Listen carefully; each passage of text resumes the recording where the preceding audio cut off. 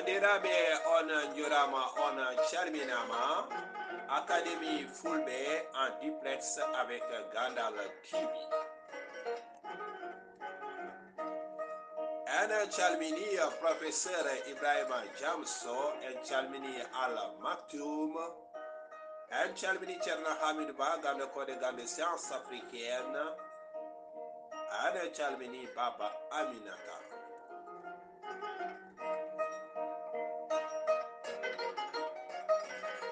Ibrahima Diallo, Aïssata Ly et Kouma Ly, Gorkoma Fodoro, Ibrahima Diallo, Jurama Sarminama, en calmini Leldo Hawa, la Sainte Exemplar, Grand Hamadi Kumba Altinete de mairie officielle.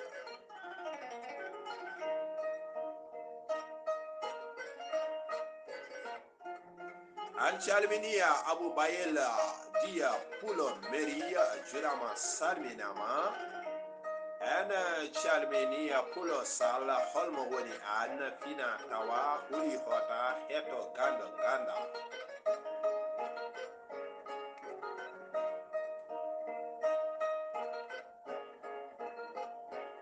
Jibaro Gisse Jurama Sarminama, Bambaba 088 on Jurama on Chalminama.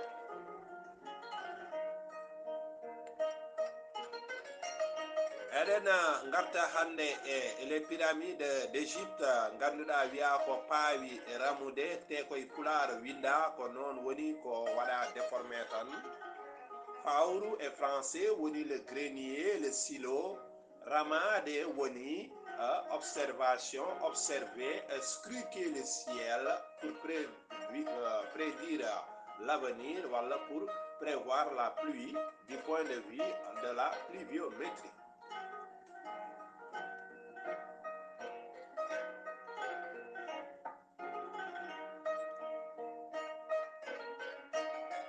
Pyramide uji Égypte ɗi jogui ko trois types d'orientation: une orientation géographique, une orientation astrologique et une orientation sidérale dite galactique.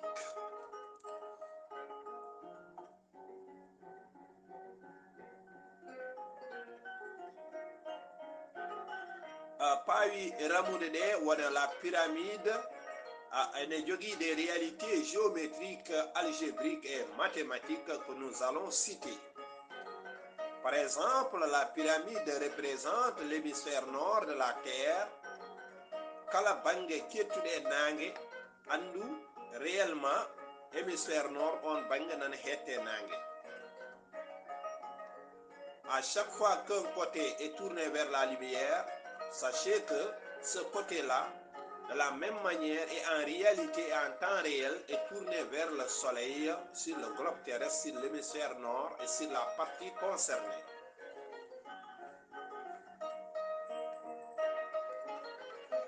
Et à chaque fois que une partie est dans l'ombre, en réalité, l'hémisphère nord, cette partie de l'hémisphère nord est en pleine nuit. C'est ainsi que les Égyptiens se représentaient l'hémisphère nord de la Terre tout en tenant compte des réalités géographiques, des réalités astronomiques et astrologiques.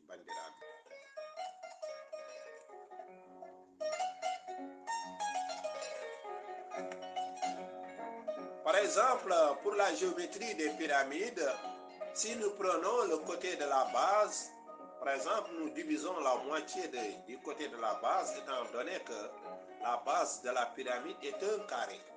C'est petit côté est divisé par deux parce que le côté de la pyramide est 440 coudées. La hauteur de la pyramide est de 280. Quand on fait une division de moitié-moitié, c'est-à-dire la moitié du côté de la base sur la moitié de la hauteur, nous aurons la moitié de pi, c'est-à-dire 1,57. Prenez le calcul. 440, vous divisez ça par 2, c'est le côté 280, la hauteur, c'est-à-dire l'apothéose de la pyramide, vous la divisez par 2, Et maintenant, les deux moitiés, vous les divisez entre elles, c'est-à-dire le demi-côté et la demi-hauteur, vous aurez 1,57, c'est-à-dire la moitié de pi.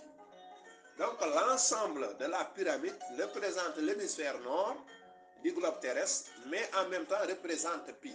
Pi, c'est la correspondance intrinsèque d'une valeur sans dimension, c'est-à-dire l'hémisphère nord du globe terrestre. Ça, c'est l'aspect géométrique.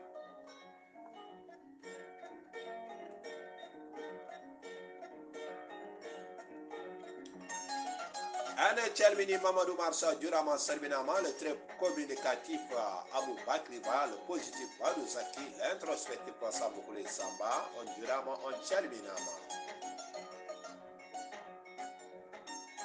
Ana Chalmini, la forteresse de mairie, Dr Moussa Durama Salminama, monsieur le maire Abou Bakri.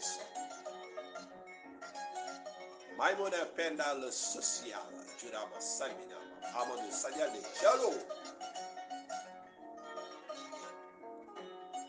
Donc, Bandirabe Onji, la pyramide représente l'hémisphère nord de notre globe terrestre en tenant compte des réalités géométriques, astronomiques et astrologiques.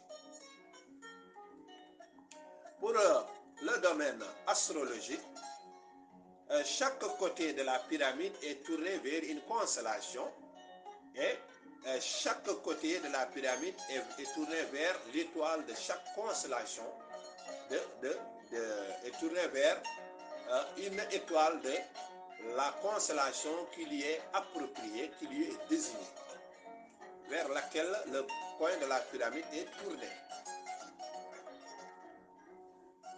Donc, c'est dit par exemple Sudo, Bange Wargo, et mbiyata Baleri men, wadi tourné vers la constellation du Scorpion. Mais qu'est-ce qui est important ici par rapport à un côté tourné vers la constellation du Scorpion? Woni bange fawru ramude ne huccinandu e yaare. Pourquoi? Parce que yaare kañum ko batte constellation ko animal sacré et mystique, c'est-à-dire ko kala cuuɗindi gande men koye on bange woni. Ɗum tagi tournira ɓaleri men e ko noon ancien prêtre uji Égypte ɗi ko noon gollirtuno koye oɗon jeyɗumen e leñol he tan ko yetteteɓe so en général kañumen jogui cuuɗindi gandal fulɓe walla gande fof to batte ɓaleje. Gande ɓaleje ko banggue worgo jeeyi ɗum ko ɓaleri men. Donc ɗum ɗon on aspect ene waɗi opposé à la science, mais ɓuuri yadude koye mystique walla sacré. Ko ɗum tagui yaare nde toon huccite étoile biyaɗo Antares a faami. Modere wiyane Antares bangue worgo kanko ɓuuri lerde. Mais ce qui est pertinent dans ce que l'on dit, c'est que kamɓe égyptien heɓe gandi yaare kañum woni tan ko hémisphère sud, a wawi yiide ɗum hémisphère nord. Donc ɗum ɗon andi maɗa yedda Cheikh Anta Diop, par ce que omo sikka égyptien ji gandi koode ko moye 10 000 ans avant Jésus Christ. Non, min mi yaadani ɗum ɗon, par ce que ɗeɗo gande neɗɗo wawa andude ɗe. A jogaki ordinateur, a jogaki machine à écrire, a jogaki électricité. Hay saɗa jogui électricité ko sous forme de pile ɓe joguino ɗum, mbiya aɗa andida la carte du ciel qui est composée de plusieurs étoiles. Min mi jaɓat ɗum ɗon. Ɗum tagui min maɗa wiya on la mémoire astrologique et astronomique de l'Afrique remonte à moins 546 000 ans avant Jésus-Christ.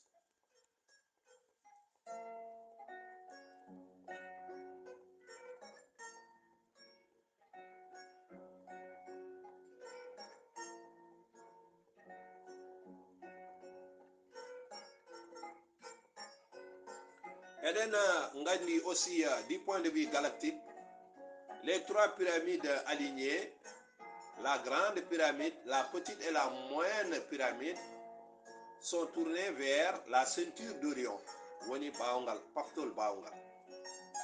Koode tati paftol bawngal ngol ko hen ɗi mbaɗi alignement majje, alignement galactique. Et ɗum ɗon aussi c'est très important parce que bawngal ene jogui particularité mo koode goɗɗe ɗe ngala. donc ɓawgal ne wonde particularité mo koode goɗɗe ɗe ngala ɗum tagi ɗeɗo gande ɗum ɗo ko hunde nde ganduɗa moye 15 000 ans avant Jésus Christ moye 30 000 ans avant Jésus Christ innama aade wa andidde ɗum ɗon fof.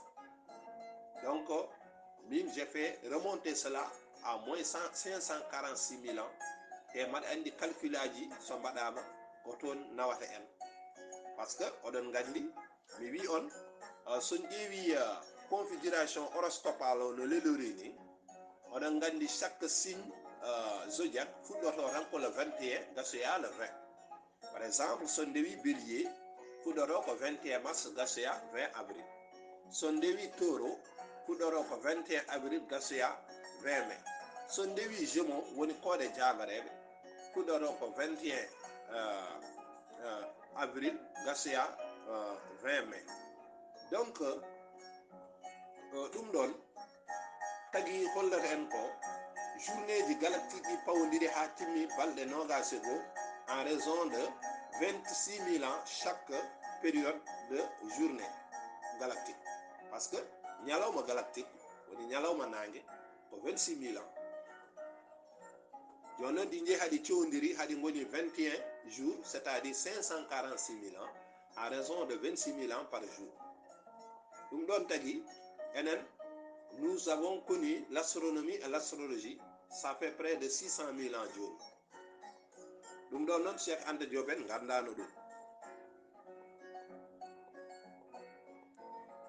Bon ko tagi ɗum ɗon c'est que Cheikh Anta Diop datation mo waɗato ko carbone 14 puisque carbone 14 oɗon gandi kañum datation mum ko 5736 ans woni moitié de vie des particules du carbone 14. Donc double o 5700 fois 2 oɗon gandi wonta ko 10 000 et quelques. Donc la datation maximale du carbone 14 ma yaha 10 000 12 000 ans à famille pour carbone 14, alors que Cheikh Anta Diop il n'a pas les moyens pour dater les isotopes de l'uranium pour des valeurs de 4 millions d'années wala de 1 milliard d'années kanko alano ɗin moyen ji nden.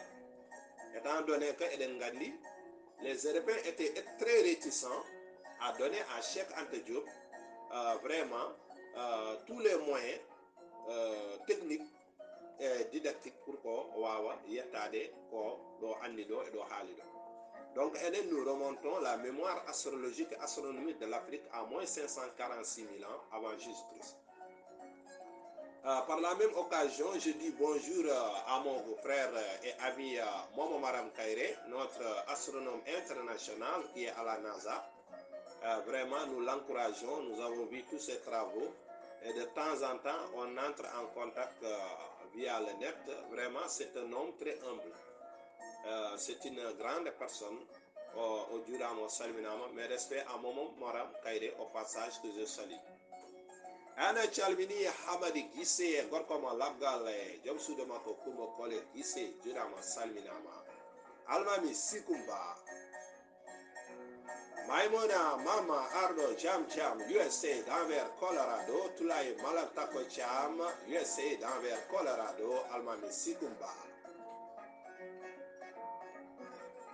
Donc bandiraɓe en kaaɗi ɗo hande, nous sommes le 6 février de l'an 2023, astronomie tropicale, astronomie Fulɓe, Académie Fulɓe Gandal TV Baydise.